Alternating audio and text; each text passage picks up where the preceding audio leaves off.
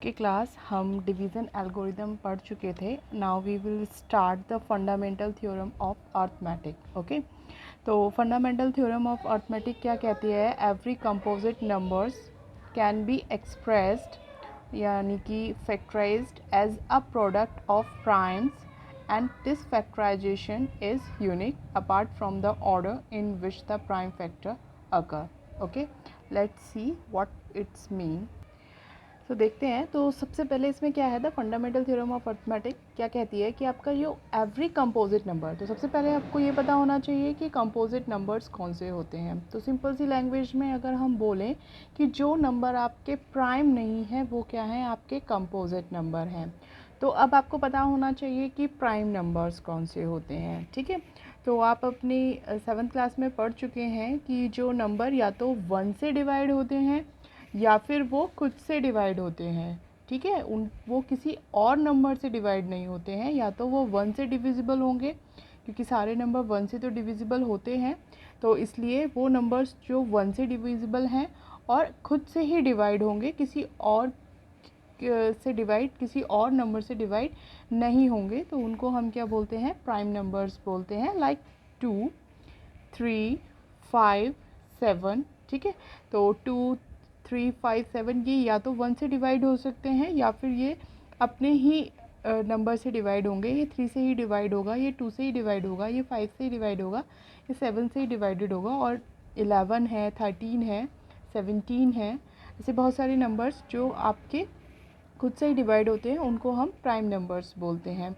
तो जो number prime नहीं है और हम 1 को एक्सक्लूड कर दें, अगर 1 को हटा दें और प्राइम नंबर्स को हटा दें, तो जो हमारे पास नंबर बचेंगे वो कौन से होंगे, आपके कंपोजिट नंबर. और ये क्या होंगे, ग्रेटर देन 1 होंगे. ठीक है, तो 1 से बड़े वो सारे नंबर जो प्राइम नहीं हैं वो क्या हो जाते हैं, आपके कंपोजिट नंबर्स हो जाते हैं.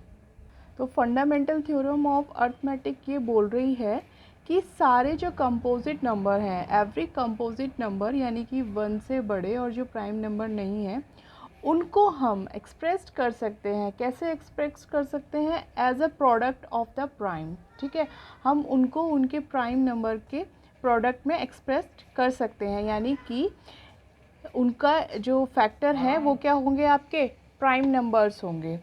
और ये जो फैक्टराइजेशन होगा वो क्या होगा, यूनिक होगा. इसका क्या मतलब है, अब ये फैक्टराइजेशन यूनिक होगा, इससे पहले आपको एक चीज़ समझनी पड़ेगी कि फैक्टराइजेशन क्या होता है. ठीक है, जस्ट लाइक कि हम किसी नंबर के फैक्टर निकालते हैं तो वो कैसे निकालते हैं. सपोज़ 36 के आपको फैक्टर निकालने हैं, तो आप इसको 2 से देखेंगे, ये 2 से डिविजिबल है तो यहाँ आएगा 18. फिर आप देखेंगे ये 2 से डिविजिबल है, यहाँ पे 9, ये 3 से डिविजिबल है तो ये 3 3 सा 9 एंड 3 1 3. आप इसको ऐसे भी कर सकते थे, लाइक 36 को आप डिवाइड करते 4 से, अगर आप करते तो ये आ जाता आपका 4 9 ज़ा 36. उसके बाद आप इसको 9 से भी डिवाइड कर सकते थे, 9 1 ज़ा 9. तो आप 36 को क्या लिखते, 4 × 9. ठीक है, तो ये इसके क्या हो जाते, फैक्टर हो जाते, 4 और 9.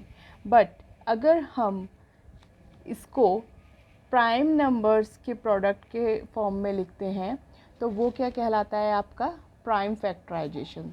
ठीक है, तो फैक्टराइजेशन इज़, आप किसी भी नंबर्स के फॉर्म में आप लिख पा रहे हैं तो वो उसके फैक्टर्स हैं, लेकिन आप उसको प्राइम नंबर्स के प्रोडक्ट के अकॉर्डिंग लिख रहे हैं तो वो क्या हो जाते हैं, आपके प्राइम फैक्टर्स हो जाते हैं, और वो क्या कहलाता है, आपका प्राइम फैक्टराइजेशन कहलाता है. ओके, तो वही है कि जब आप उसको प्राइम प्रोडक्ट के फॉर्म में लिखेंगे तो जो फैक्टराइजेशन होगा वो क्या होगा, यूनिक होगा. मतलब 36 का अगर मैं प्राइम फैक्टर में के प्रोडक्ट के रूप में इसको लिख रही हूँ 36 को, तो वो हमेशा क्या आएगा, आपका यही आएगा, चाहे इसे मैं करूँ, चाहे आप करें, या फिर किसी और कंट्री में अगर इसको किया जाता है. तो मतलब ये आंसर क्या रहेगा आपका, यही इसके जो फैक्टर्स रहेंगे, प्राइम फैक्टर्स, वो यही रहेंगे, apart from the order in which the prime factor अगर. मतलब ऑर्डर, अगर हम ऑर्डर को इग्नोर कर दें, सपोज़ करो जैसे यहाँ पे 36 है, अगर इस 36 को डिवाइड करने लगते हैं हम प्राइम फैक्टर्स में, तो मतलब प्राइम फैक्टर्स इसके अगर हम लेंगे तो यहाँ पे मैंने 2 से इसको डिवाइड करना स्टार्ट किया है। हो सकता है मैं यहाँ पे 3 से करना स्टार्ट कर दूँ, कोई स्टूडेंट इसको 3 से भी स्टार्ट कर सकता है, लाइक 3 1 जा 3, 3 2 जा 6, ठीक है। अब यहाँ पे तो अब क्या आएंगे इसके फैक्टर, 36 को हम कैसे लिखेंगे, 3 मल्टीप्लाई 3 मल्टीप्लाई 2 मल्टीप्लाई 2। तो अब क्या आ गए आपके जो ये दोनों जो आपके फैक्टर हैं वो स्टार्टिंग में आ गए। तो ऑर्डर को अगर हम इग्नोर कर दें तो आपके ये क्या होते हैं, हमेशा फैक्टर क्या होते हैं, यूनिक होते हैं, अगर हम ऑर्डर को नहीं देख रहे हैं। लेकिन देखो यहाँ पे भी क्या है, 2 मल्टीप्लाई 2 मल्टीप्लाई 3 मल्टीप्लाई 3 आएंगे, और यहाँ पे भी क्या है, 3 मल्टीप्लाई 3 मल्टीप्लाई 2 मल्टीप्लाई 2। ऑर्डर बेशक अलग है लेकिन जो ये प्राइम फैक्टर्स हैं वो क्या हैं, हमेशा यूनिक रहेंगे। ओके, आई होप सो कि इसमें बहुत ज़्यादा कोई टफ़ नहीं था इसको समझना, सबको समझ में आ गया होगा कि फंडामेंटल थ्योरम ऑफ अर्थमेटिक क्या कहती है। वो सिंपल सी एक बात बोलती है कि कंपोजिट नंबर्स को उनके प्राइम फैक्टराइजेशन में अगर रिप्रेजेंट किया जाए तो वो रिप्रेजेंटेशन जो होगा वो बिल्कुल यूनिक होगा अगर हम उनके ऑर्डर को क्या कर देते हैं, इग्नोर कर देते हैं। और अगर हम उसके ऑर्डर को यानी कि जो प्राइम फैक्टर्स को उनके असेंडिंग ऑर्डर में अगर लगा दें तो वो ऑर्डर भी क्या रहेगा आपका, सेम आएगा सबका, अगर हम उनको असेंडिंग ऑर्डर में अरेंज करते हैं। तो यही क्या होती है आपकी फंडामेंटल थ्योरम ऑफ अर्थमेटिक। तो हम देख सकते हैं इसका example, like exercise 1.2 question number 1 का फर्स्ट पार्ट में आपको दिया हुआ है 140 दिया हुआ है, express each number as a product of its prime factor. तो हम इसके प्राइम फैक्टर निकालते हैं using a fundamental theorem of arithmetic. इसको यूज़ करके हम इसके प्राइम फैक्टर्स निकालेंगे, लाइक 2 7 14, 2 3 6, 2 5 10। अब ये 5 से जाएगा 7 एंड 7 1 7, ठीक है। तो 140 को कैसे रिप्रेजेंट किया जा सकता है, इसके प्राइम फैक्टर्स के प्रोडक्ट के फॉर्म में रिप्रेजेंट किया जा सकता है। और ये फैक्टराइजेशन क्या है, यूनिक है। अगर हम प्राइम फैक्टर को असेंडिंग ऑर्डर में लगा देंगे तो ऑर्डर भी आपका ऑर्डर से भी आपका फ़र्क नहीं पड़ेगा, सबका क्या आएगा, सेम आएगा। क्योंकि सबसे पहले क्या आएगा, 2 मल्टीप्लाई 2, हमने क्या लगाया, असेंडिंग ऑर्डर में लगाया है इसके प्राइम फैक्टर्स को, मल्टीप्लाई 7। ओके, इसको आप ऐसे भी लिख सकते हैं 2 की पावर 2 इंटू 5 इंटू 7। ओके, यही है आपकी फंडामेंटल थ्योरम ऑफ अर्थमेटिक। अब जो फंडामेंटल थ्योरम ऑफ अर्थमेटिक है इसके बहुत सारे यूजेस हैं मैथमेटिक्स में भी और अदर फील्ड्स में भी। तो इसके कुछ यूजेस हम देखते हैं, लाइक आपको एग्जांपल 5 दिया हुआ है, इसमें आपको गिवन है कंसीडर द नंबर्स 4 की power n where n is a natural number, check whether there is any value of n for which 4 की power n ends with the digit 0। ठीक है, पहले हम इस क्वेश्चन का मतलब समझते हैं कि क्वेश्चन में क्या बोला गया है।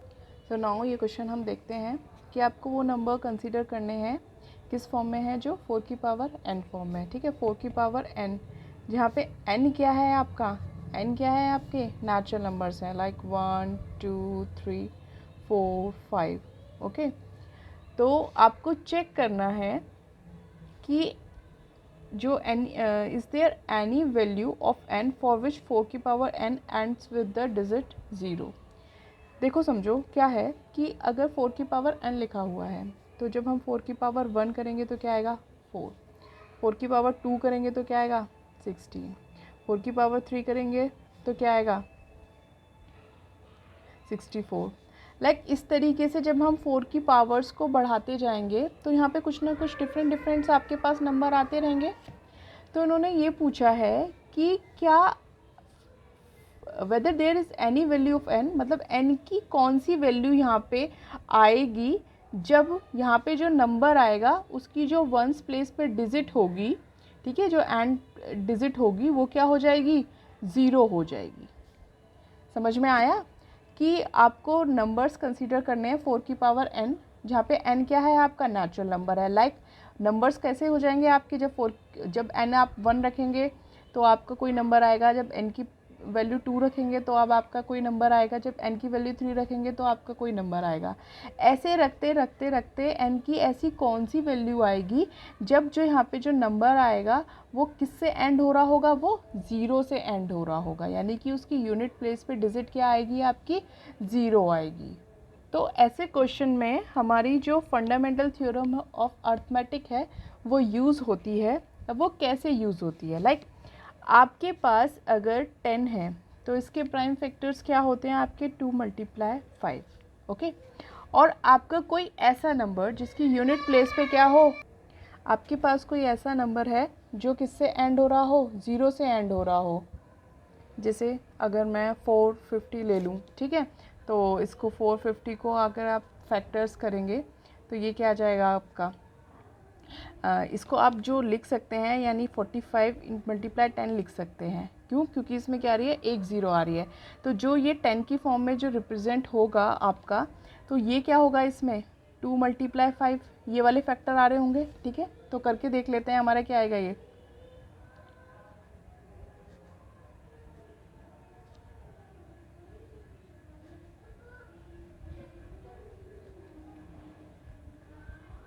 ठीक है।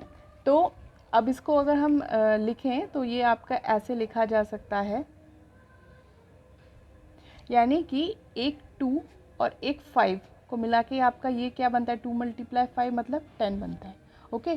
तो आपका एक 10 या एक 0 जिस भी नंबर में आती है तो उसमें 2 और 5 का एक पेयर आपको प्राइम फैक्टर का मिलता है। सेम अगर ये आपका नंबर होता जिसमें आपकी 2 ज़ीरोज़ आ रही होती तो यहाँ पे 100 होता, एक फैक्टर जो होता है वो 45 × 100 होता है यहाँ पे, ठीक है। तो 45 के तो जो भी फैक्टर होते, लेकिन जो 100 होता वो 10 × 10 लिखा जा सकता था। और इसका मतलब क्या था कि इसमें दो पेयर हो जाते, दो पेयर हो जाते 2 × 5, 2 × 5 के, तभी तो आपका क्या आती, 2 ज़ीरो हो जाती, ठीक है। तो कहने का मतलब ये है कि जब आपका नंबर 1 एंड डिजिट जो होगी वो 0 होगी, कब, जब क्या होगा 2 × 5 का एक पेयर होगा, ओके। दो जो एंड डिजिट 0 होंगी वो कब होंगी, जब 2 × 5 का क्या होंगे, दो पेयर होंगे, ठीक है। सेम 3 एंड डिजिट 0 होंगी आपकी, लाइक 1 एंड डिजिट 0, लाइक 450 में 4500, 4500, तो एक ज़ीरो कब आएगी, जब इसका 2 × 5 का एक पेयर होगा। दो ज़ीरो आएंगी जब 2 × 5 का दो पेयर होंगे। 3 ज़ीरो आएंगी जब 2 × 5 के कितने पेयर आएंगे, आपके 3 पेयर्स आएंगे, ठीक है। तो ये चीज़ आपको याद रखनी होगी कि जितनी ज़ीरो किसी भी नंबर में आएंगी उसके प्राइम फैक्टराइजेशन में 2 × 5 के उतने ही पेयर होंगे। एक ज़ीरो होगी तो 2 × 5 का एक पेयर होगा, दो ज़ीरो होंगी तो 2 × 5 के दो पेयर होंगे, और 3 ज़ीरो होंगी तो मतलब 2 × 5 के 3 पेयर होंगे। तो अब ये चेक करने के लिए कि एंड डिजिट आपकी 0 होगी, आपको ये देखना पड़ेगा कि इसमें आपके 2 × 5 का पेयर आ रहा है या नहीं आ रहा है, ठीक है। अगर एक भी पेयर एक भी पेयर इसमें आ रहा होगा तो एंड डिजिट क्या हो जाएगी, 0 हो जाएगी, ठीक है। तो देखते हैं कि 4 की पावर n को हम कैसे लिख सकते हैं। इसको हम 4 को क्या लिख सकते हैं, 2 की पावर 2 लिख सकते हैं, और इस पूरे की पावर क्या है, n है। ये आप 9th क्लास में पढ़ चुके हैं किस तरीके से आप इनको रिप्रेजेंट करते हैं एक्सपोनेंट्स को। अब ये रूल है कि अगर a की पावर आपका b है, b की इस पूरे की पावर आपकी क्या है, c है, तो ये हो जाता था आपका a की पावर b × c। अगर पावर की भी पावर होती है तो वो पावर्स क्या हो जाती हैं, मल्टीप्लाई हो जाती हैं, ठीक है। तो आप इसको क्या लिख सकते हैं, ये आप लिख सकते हैं 2 × n, लाइक 2 की पावर 2n, ओके। तो यहाँ आप देख रहे हैं कि 4 की पावर n को क्या लिख सकते हैं हम, 2 की पावर 2n, ठीक है। इसका मतलब ये है कि 2 कितनी बार मल्टीप्लाई हो रहा होगा, 2n बार मल्टीप्लाई हो रहा होगा, ओके। इसको हम इस तरीके से लिख देते हैं, जो n की जो भी वैल्यू होगी उसके अकॉर्डिंग ये 2 की power n time to multiply हो रहा होगा। तो ये यहाँ देखो हो तो टू ही मल्टीप्लाई रहा है, चाहे कितनी बार भी मल्टीप्लाई हो रहा हो, लेकिन मल्टीप्लाई क्या हो रहा है, सिर्फ टू हो रहा है, यहाँ पे कहीं 5 नहीं है। यानी कि 2 मल्टीप्लाई 5 का कोई भी आपके पास पेयर नहीं आएगा। जब कोई 2 मल्टीप्लाई 5 का पेयर नहीं आएगा तो हम कह सकते हैं कि इसकी एंड डिजिट क्या होगी, 0 नहीं होगी, क्योंकि एक भी पेयर नहीं आया है तो एक भी 0 नहीं होगी, और एक भी 0 नहीं होगी तो एंड डिजिट 0 नहीं आएगी। तो यहाँ हम देख सकते हैं कि उस क्वेश्चन में हमें क्या गिवन था। हमें गिवन था कि एक नंबर है 4 की पावर n, जहाँ पे n क्या है, आपका नेचुरल नंबर है।